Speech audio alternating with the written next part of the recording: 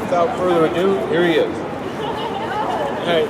Ladies and gentlemen, can you hear me? Yes, sir. All right. Ladies and gentlemen, I do not stand before you today as a Palestinian whose parents at the age of 7 and 5 were forced out of their hometown of Gaza Palestine by the Israeli army ethnic cleansing of their city. Nor do I stand before you as an American who values peace, justice, and the right to be secure.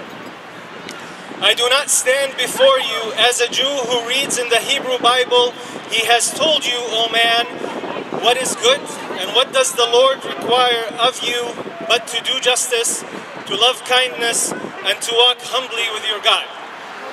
I do not stand before you as a Christian who reads in Luke, "He has sent me to proclaim release to the captives and recovery of sight to the blind, to let the oppressed go free, to proclaim the year of your Lord's favor."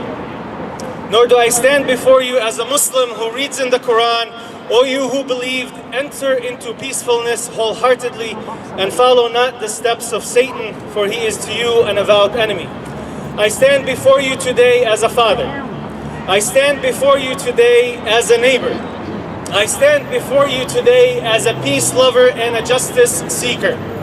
I stand before you today as all of the above. I stand before you today simply as a human being who is dumbfounded and baffled by how we as a species do not learn from our own historical mistakes. I stand before you as a human being who is dumbfounded by our government's complicity and its aid for such crimes against humanity. Brothers and sisters in humanity, over 1,600 Palestinians killed in 30 days is not simply a statistic. Over 9,000 Palestinians injured is not simply a statistic. Over 30,000 damaged homes is not simply a statistic. Over 140 schools damaged is not simply a statistic. $3 billion in U.S. aid annually to Israel is not simply a statistic. Brothers and sisters in humanity, we are here today to let our government hear us say, "Not in our name." Not in our name. Not in our name. Brothers and sisters in humanity, all lovers of peace, justice, security, let them hear you say, "Not in our name." Not in our name. Not in our name. Not in our name. Not in our name. Not in our name. Not in our name. Not in our name. We may individually pray for peace, but we must all work for justice. God bless you all. Thank you. Amen. Thank you, Ahmed. Can we please take a moment of silence for all the lives that have been lost in this conflict?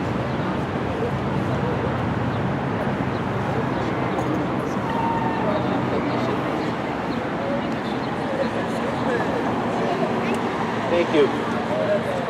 The fighting in Gaza has ceased for the moment.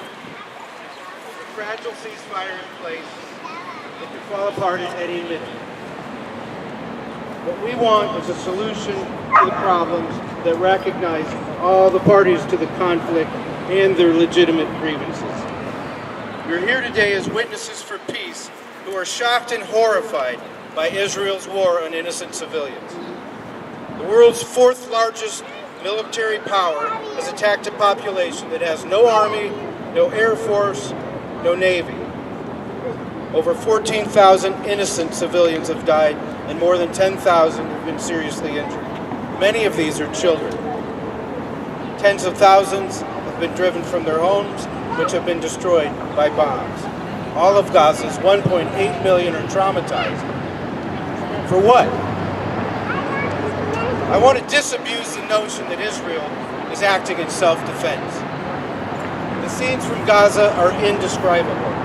Whole families are killed inside their homes, hospitals attacked while wounded are still inside.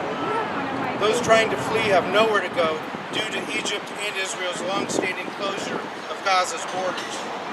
Schools, hospitals, institutions of higher learning, power stations, water treatment, and other infrastructure has been destroyed.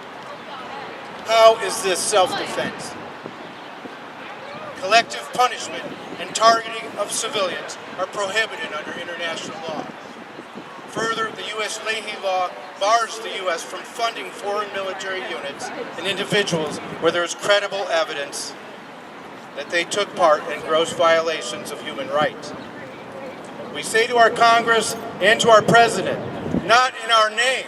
Not in our name. Not in our name. Not in our name. Israel can only carry out this brutality with impunity because of U.S. backing. The bombs that fall on the civilians have "Made in USA" written on them. Also, the U.S. has wielded its veto in the UN Security Council on 40 occasions to shield Israel from censure. We call for a negotiated between the parties and not unilaterally imposed ceasefire and to end the end of attacks on all civilians. Congress must end its shameful, one-sided, and unquestioning support of Israel. 2 times in the last month, our Senate has applauded Israel and condemned Hamas. Really, Senate? Get a job. And we also call for an end to the $3.1 billion in U.S. annual military aid to Israel.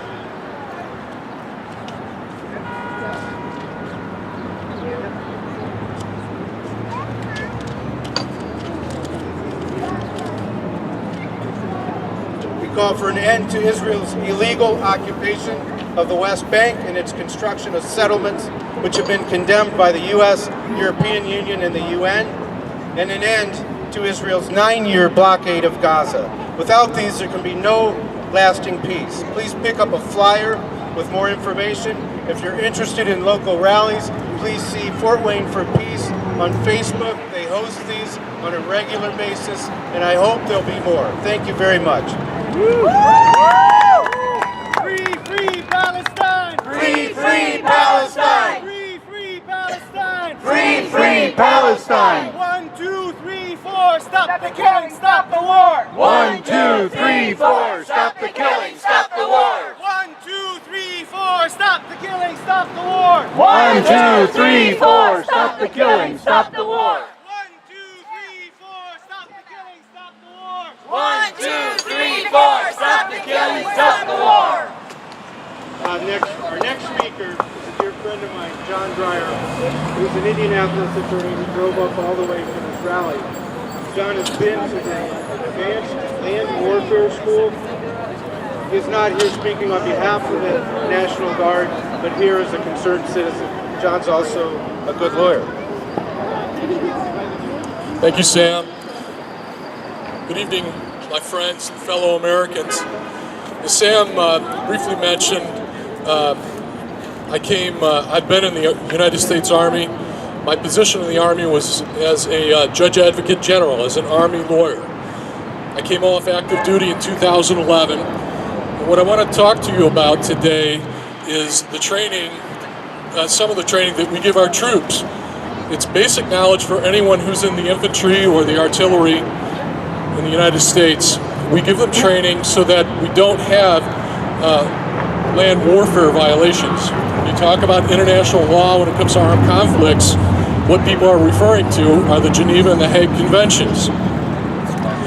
This really came into mind recently in my Facebook correspondence with my friends. As probably a lot of you have seen image of carnage coming out of Palestine.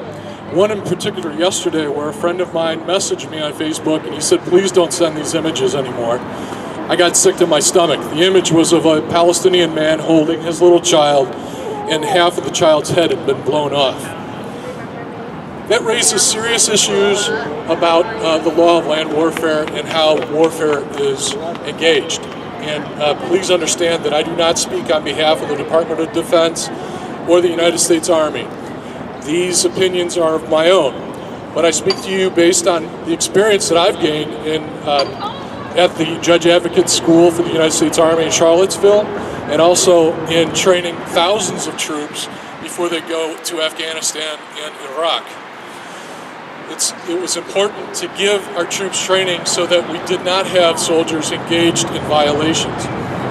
It's been proved over decades and decades of warfare, especially in World War II, that if you do not abide by the laws of land warfare and the Geneva Convention, you actually not only motivate the enemy, but you denigrate your own pride and your legacy in your country.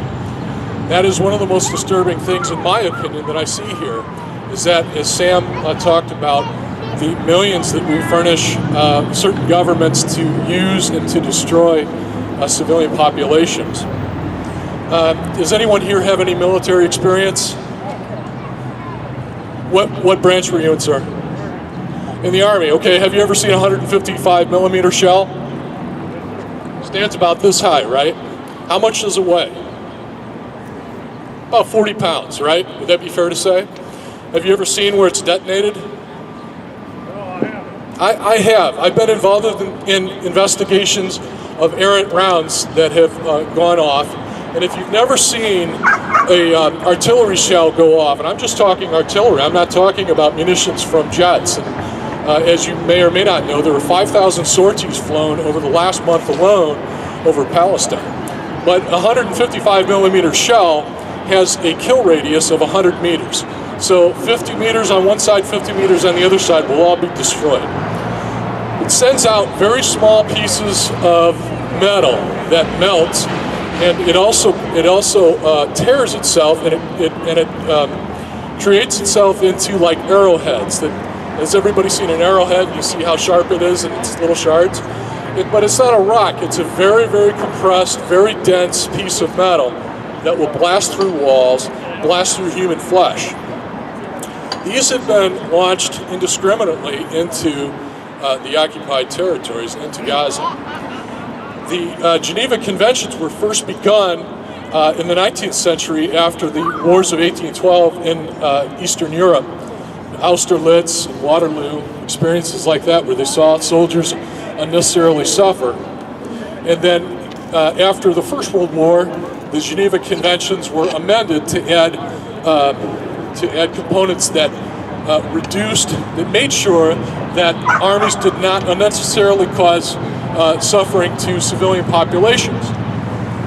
This is very, very basic law, and it follows really a biblical tone, or whichever religion you practice, and that is fairness, and that is keep civilians out of the fight.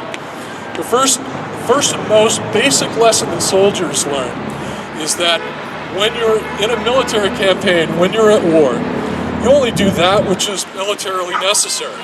First of all, then, war is only legitimate when it's in defense. You can only go to war when you're in defense. The next basic rule is you only use that amount of force which is necessary, right? 11 Bravo. Did you say you were infantry? No, I'm a watercraft operator. Oh, okay. All right. Sorry. 61 Bravo. 61 Bravo, okay. Did you ever get training like this? About? I was trained in basic training in Waha, 60 millimeter, 50 cal. Okay, but this is what we give the soldiers before they ship out, because we don't want this kind of stuff. We don't want the United States looking bad. We don't want our soldiers leveling buildings where maybe there's one person firing.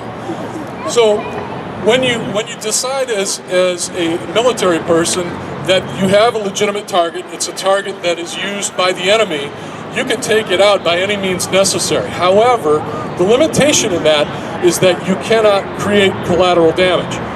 What's collateral damage? Collateral damage means is if there are soldiers on top of the building of Glazier and Ebbs, you use the least amount of force that's necessary to take them out. So, do you call in fire from a 155? Not necessarily. If you can take them out with a rifle, you take them out with a rifle. If you've got an enemy combatant, whether it's a German, whether it's a Vietnamese soldier, a North Korean soldier, and he's in a crowd of civilians, can you shoot that soldier? No, because the likelihood that you will injure one of the civilians near him is too great. The risk outweighs the benefit in killing that soldier. And this is what we learn. This is what we practice. what are protected sites? There are a lot of sites under the Geneva Conventions that you are forbidden to fire on. Does anybody give me any kind of example? How about a hospital? Hospital is a protected site. How about a UN-declared safe zone? How about a UN-declared safe zone? A school. Where they would have people seek refuge? An elementary school. A school, a mosque, a place of worship. Yes, exactly. Most people don't realize this, but also infrastructure. Bridges are protected sites. Water plants, electrical generator sites, they're prohibited targets under the Geneva Conventions because they're critical for civilian use. John, what is a violation of the Geneva Convention? All right, so Sam asked the question, what happens if you violate the Geneva Convention? Is that a fair repeat? All right, if you're an American soldier and you violate the Geneva Conventions, you can be subject to court-martial, okay? You should be court-martialed by your command, and you can face up to death for a violation of the Geneva Convention. You could also face criminal prosecution in the international courts. So keep that in mind. When a military target has an engagement and they're engaged with the enemy, they must use the least amount of force necessary to overcome that enemy. So that means if you're in a densely populated area, you've got to be all the more careful. And in this day and age, in advanced weaponry, in large tanks, M1A1 Abrams, you've got densely populated areas. In a modern society that subscribes to the laws of land warfare, you've got to be limited in how you engage them. You can't, if you've got, if you can drop a mortar round, an 88 millimeter mortar round, a mile away, and it will fall within about 5 meters of where you target. So when you've got advanced weaponry like that, you've got smart bombs that fall from F-16s, you've got very precise artillery rounds, you know exactly where those are going to drop. You cannot target people's homes.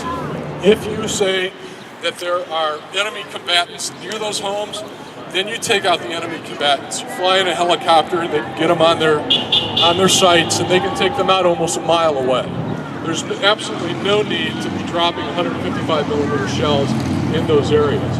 Because if you do, you know where they're going to land, you know that there are civilians there, and you know that you have means that are less lethal to take them out. So I say to you, remember on this day, I meant to premise my comments with this. Today in Cambodia, 2 leaders of the Khmer Rouge were sentenced to life in prison for their violation of the laws of land warfare for killing 2 million civilians. It is examples like that that show other war criminals they are not beyond reproach. This is something we must press our government to make sure happens. Beyond that, we must pressure our government to stop giving arms to those we know are violating the laws of land warfare. Thanks very much, and keep up your prayers, and thanks for coming out. Thank you, John. We're going to do a march now. Ahmed is going to lead it. Amanda's going to lead it. Ahmed's going to be the tail.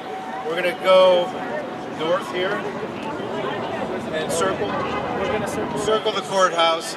We're going to go slow. We're going to do chants. Please join us.